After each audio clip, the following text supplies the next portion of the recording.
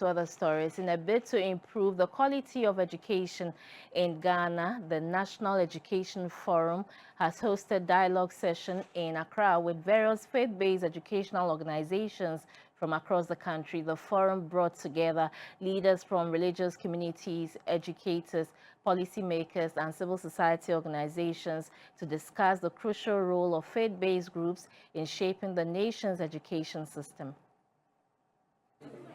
Over 100 participants drawn from the education sector and faith-based organizations attended the program to deliberate on how to ensure equitable access to quality education, particularly for children from marginalized communities. The discussions emphasized the critical role of faith-based organizations in complementing the government's efforts to provide inclusive education in Ghana. These organizations have a long-standing tradition of offering education rooted in values such as discipline, integrity, and community service. Organizations including the Catholic Bishops' Conference, the Christian Council, the National Muslim Council, the Pentecostal and Methodist Councils, COMOG, and the Ahmadiyya Muslim Mission declared their support for the National Education Forum's initiative to strengthen the education sector with policies aimed at achieving quality education for all. The Deputy Minister of Education designate, Dr. Clement Apak, called for a holistic approach in addressing issues such as hooliganism that has gained momentum, especially in second cycle schools. The levels of indiscipline are intolerable.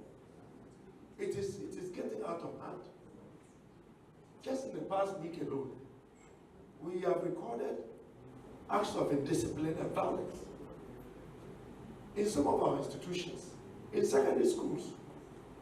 And that is because we are failing to make values an important component of our education. Some participants shared their views on the educational system in the country. The chairman of the National Education Forum Committee, Professor George K.T. Odro, gave an overview of the forum. For any government that respects the views of the relevant populace, for any government that sees policy beyond party interest, that government would want to engage stakeholders, just as His Excellency John Dramani Mahama has done.